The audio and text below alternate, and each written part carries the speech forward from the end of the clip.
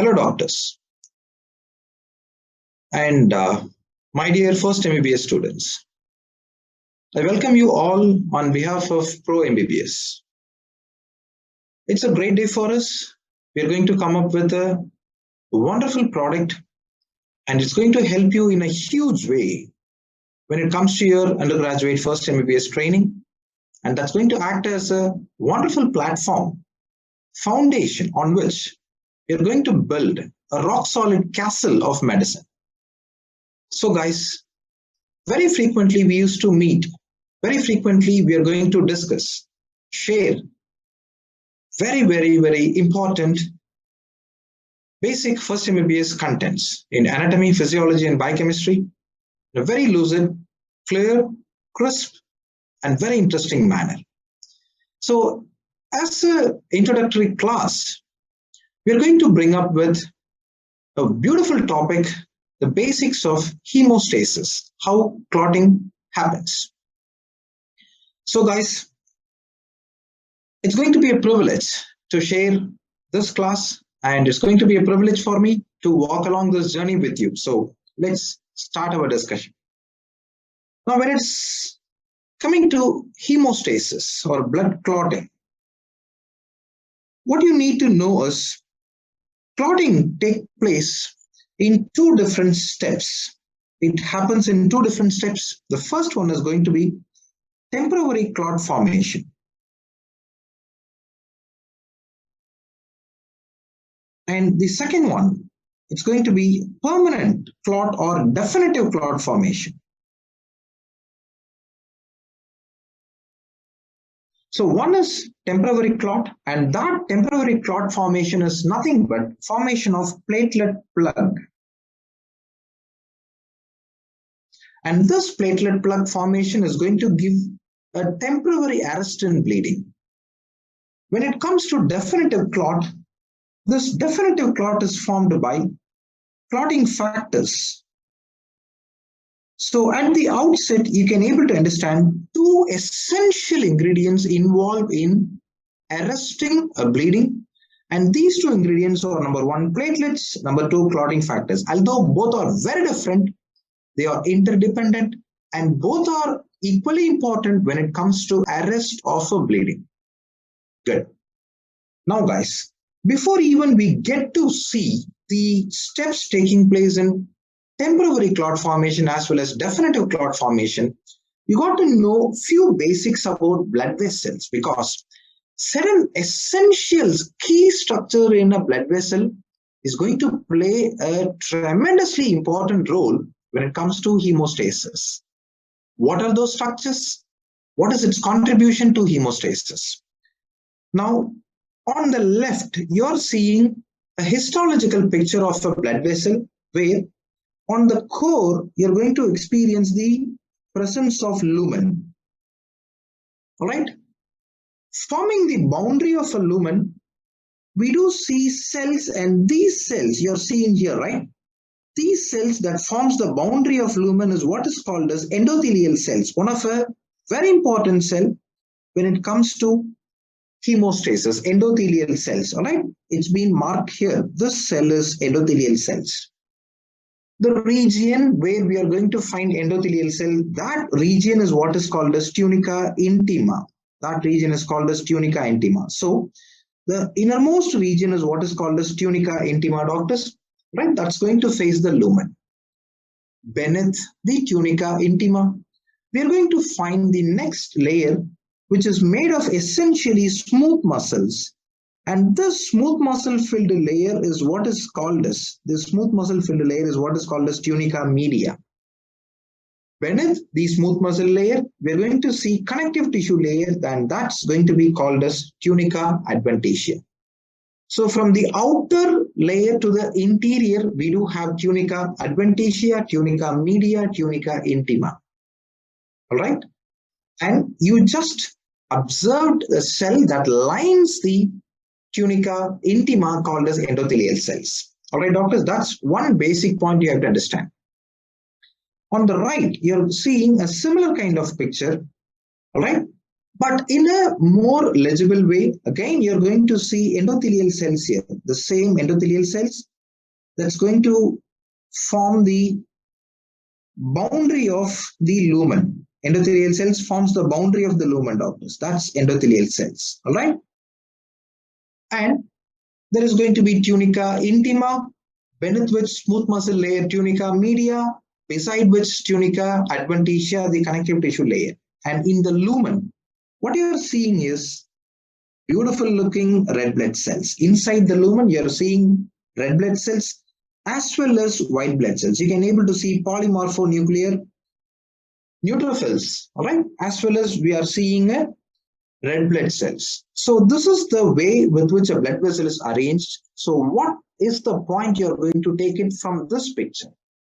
That the endothelial cells are in a very, very, very close proximity to the blood.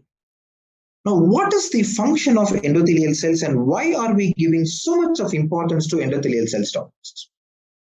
Now, when it comes to endothelial cells, please understand this way.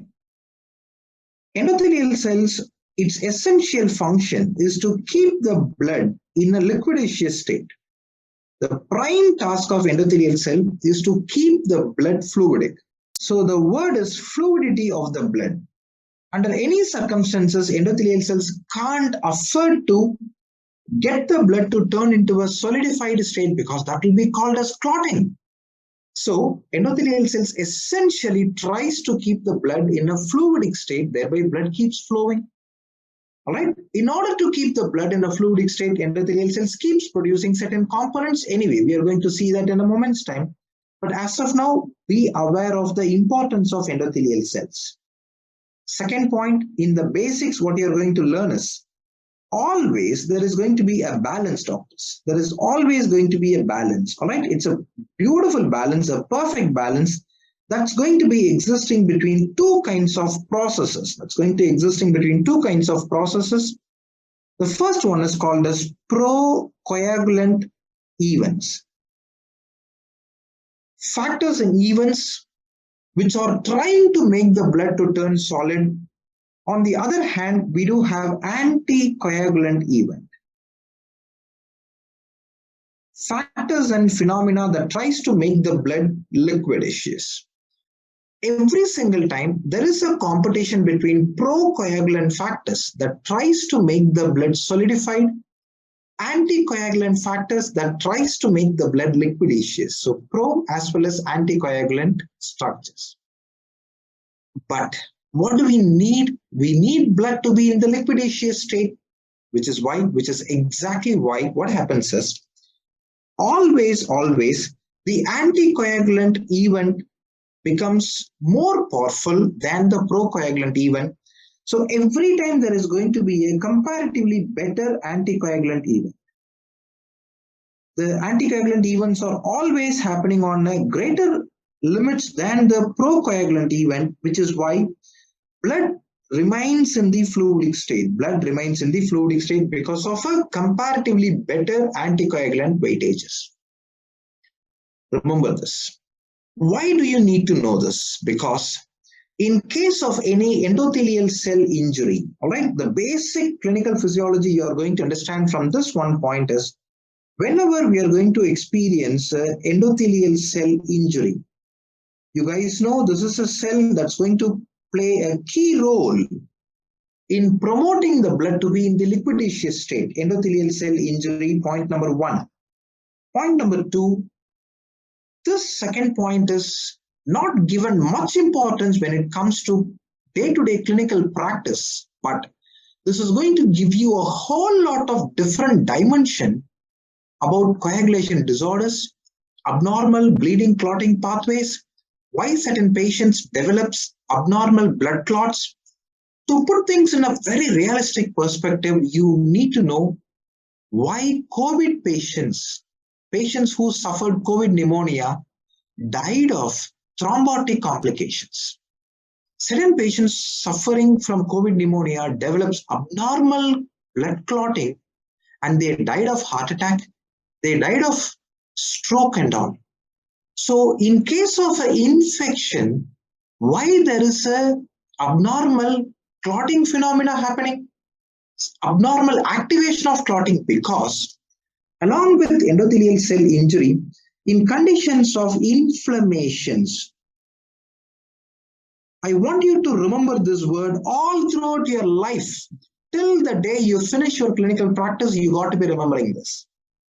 Under circumstances of endothelial cell injury and inflammation, under these two circumstances, there is going to be abnormal activation. There is going to be abnormal activation of procoagulant events. So, I summarize the basics that we discussed in one sentence. Under normal physiological conditions, under normal healthy conditions, anticoagulant event predominates. That keeps the blood in a liquidaceous state. In case of endothelial cell injury, in case of inflammations, and this inflammation is very commonly because of infection, and there are other conditions as well. So during severe infections, because of that, associated inflammation will promote procoagulant event that makes the blood to turn solidified, and that makes the blood to develop clots and thrombus within the blood vessels. And those thrombus goes and blocks certain particular organ perfusion, organ dies, the patient dies, right? So that's the fundamental basics you got to understand about the importance of endothelial cells, about the importance of inflammation, about the balance, the beautiful balance happening between a procoagulant event and an anticoagulant event. Good. Now, you have had a basic idea of what happens when there is going to be an injury. So, our conventional textbooks says, and our examiners in first MBBS university exam expects us to start our answer of hemostasis with the very first word called vasoconstriction. So before even there is a temporary platelet plug formation, the moment the injury takes place to a blood vessel, the first response is going to be vasoconstriction. So your answer must begin with the very first event, all right? The moment there is going to be injury to a blood vessel, the first event that is associated with is going to be vasoconstriction. Followed by vasoconstriction, there is going to be a temporary platelet plug formation. Platelet plug formation, and this platelet plug formation at the beginning is going to be just temporary. And this temporary platelet plug is because of just platelets alone. Followed which we are going to experience a definitive plug formation.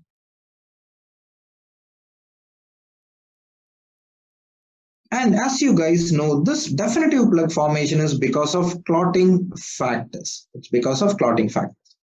So your answer must include vasoconstriction, followed by temporary platelet plug, followed by definitive plug. Now in this discussion, let us focus our energy into understanding temporary platelet plug formation, doctors. That's it. So what is a temporary platelet plug formation? The moment an injury takes place, what's going to happen is there is going to be denudation, right? So let's take up an endothelial layer, and in this endothelial layer, let me take you to subendothelial matrix, right? Subendothelial matrix. So let me take this pink colored region as endothelial cells, tunica intima, having the innermost layer of endothelial cells, doctors. Beneath the endothelial cell, we are going to see subendothelial matrix. In the subendothelial matrix, you're going to find one very important material called as collagen, an essential material called as collagen, doctors. People, the importance and the purpose of Pro MBBS is not only to train you for your first MBBS internal assessment, first MBBS university exam, but also to train you for the upcoming next exam.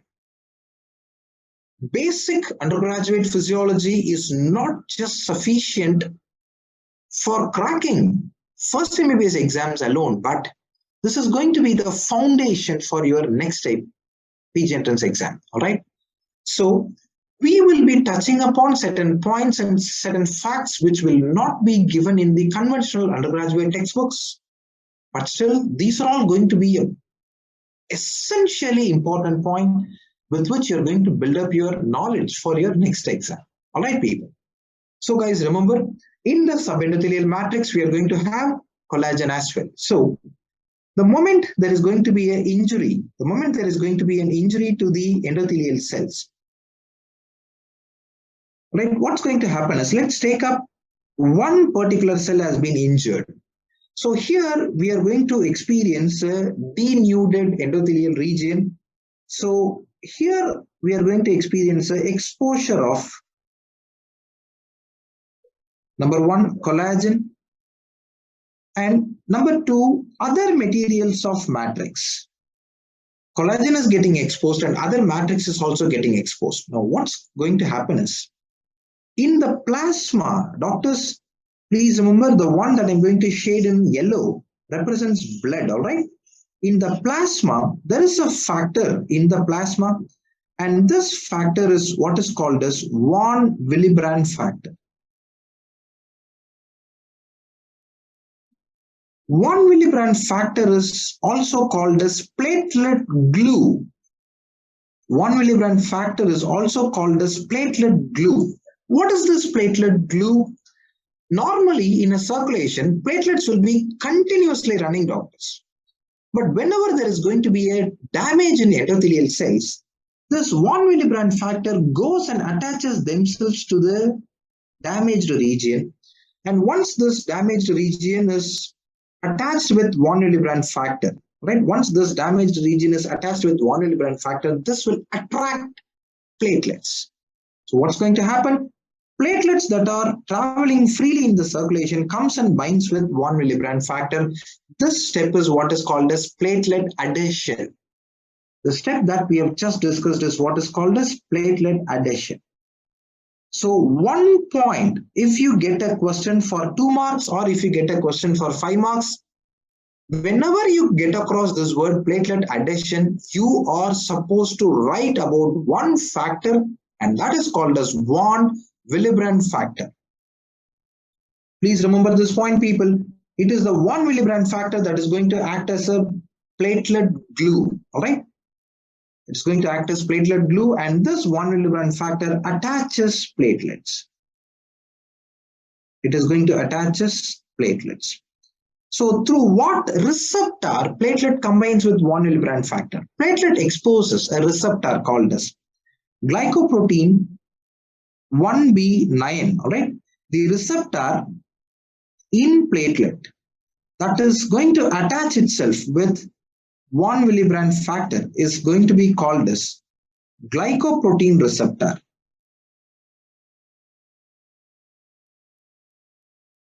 Glycoprotein receptor 1b9. It's going to be called as glycoprotein receptor 1b9. The very first receptor involving in platelet plug formation. And what is that step called as? Platelet adhesion. Good. Now what's going to happen once the platelet gets attached to the von Willebrand factor? Now the second step is going to be called as platelet activation. The platelets that got attached to von Willebrand factor becomes activated. So what do you mean by platelet activation? The second step is called as platelet activation. The attached platelets is going to release 2 different products. The first product is going to be adenosine diphosphate, and the second product is going to be called as serotonin. 2 products are going to be released by platelets. One is adenosine diphosphate and second one is serotonin. So what does these 2 molecules do? ADP as well as serotonin. These 2 molecules, adenosine diphosphate as well as serotonin, they go and activate as well as they go and recruit new platelets. The platelets that was comfortably seen in the circulation will be attracted and subsequently activated by adenosine diphosphate as well as serotonin. So once adenosine diphosphate and serotonin are thrown into the plasma, more and more platelets comes and sits one over the other,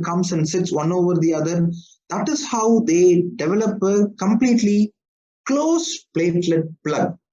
And this third step is what is called as platelet aggregation, doctors. Right? Once newer and newer platelets are recruited, we are going to experience a third step, and that is what is called as platelet aggregation. So temporary platelet plug formation is involving three different processes, starting from platelet adhesion, platelet activation, as well as platelet aggregation. And the last point you are going to learn in the step temporary platelet plug formation is how two different platelets connects with each other. We just discussed that there are going to be aggregation of platelets, right? How these platelets are forming a clump. This happens with a totally different receptor called as glycoprotein 2B3A receptors. These receptors, doctors, are called as glycoprotein GP 2B3A receptor, glycoprotein 2B3A receptor. Now, you have to remember another word for this, because the subsequent synonymous terminology usually will not be given by conventional textbooks. I'll tell you what. Certain materials, certain medicine textbooks, certain hematology textbooks, certain pulmonology textbooks, doctors, respiratory medicine is a separate specialty for you, right? You can't restrict yourself to what is given in pulmonology in medicine books. You also have to widen your understanding and knowledge, all right? Please remember that. This glycoprotein 2B and 3A is also represented as alpha 2 and beta 1. Please remember, it is also represented as alpha 2 beta 1. It is a synonymous terminology. So whenever you come across alpha 2 beta 1 in a platelet, do not get it confused. They simply represent glycoprotein 2B and 3A. Fine. The receptors are projected. Now, how do these platelets are forming a clump? Now, doctors, in between two different glycoprotein 2B, 3A receptors, we are going to see fibrin threads. Please remember, clotting factor fibrin is going to connect these platelets together, and that is exactly how aggregation is going to take place. So platelet aggregation is promoted by a clotting factor called fibrin. When more and more fibrin is getting formed, the aggregation of platelets will turn into a strong material, and that is what is called as definitive platelet plug. So formation of temporary platelet plug also requires little amount of fibrin. Please remember, two different platelets are connected together through glycoprotein 2B3A receptor using the clotting factor called fibrin. So why do you call this as a temporary plug, and why not you can straight away call this as a permanent plug? Because the number of fibrin threads involved in this process is quite less. All right? Because we have just made fibrin to bring two platelets together. We have not made the fibrin to get cross-linked. That cross-linking of fibrin threads is what is going to be the unique feature of a definitive platelet plug, doctors. So that's temporary platelet plug. So how are you going to write this as a short notes? If you get a question on temporary platelet plug, you got to begin your discussion with introduction. Define what it is. Give a title, give a 2-line, 3-line definition of what a temporary plug is. Followed by, move on to describe the process. What are the process you are going to describe? Number 1, platelet adhesion. That should be starting from endothelial cell injury. So go for endothelial injury first, then write platelet adhesion. platelet activation. When you write platelet activation, please remember you got to write two processes. One is ADP and serotonin. What will you be writing in platelet adhesion? 1 milligram factor, platelet glue. What is the receptor? Glycoprotein 1b9 receptor. Then you write platelet aggregation. Two factors you got to write there. One is the receptor, glycoprotein 2b3a receptor, and fibrin threads, non-cross-linked fibrin threads. That is the descriptive process. Draw a diagram. Finish your discussion with an applied aspect. Whenever a drug is going to involve in blocking glycoprotein 2b3a receptor, or whenever there is a mutation of glycoprotein 2b3a receptor, there is going to be a failure of platelet plug formation. The patient will be in a vulnerable state for excessive bleeding. That's your applied physiology. That completes your answer. And my dear students and friends, this is going to be an introductory class from Pro MBBS for you in an attempt to emphasize and enhance your first MBBS understanding and knowledge. So guys, subscribe our channel, keep in touch, we'll keep you posted, and we are going to expand our team with anatomy as well as biochemistry. We are going to give you every single content essential for a first MBBS learning in a brilliant way. So guys, thank you very much. Keep in touch, stay tuned. We'll be contacting you soon with the subsequent contents. Thank you guys. Good evening and best wishes. Thank you.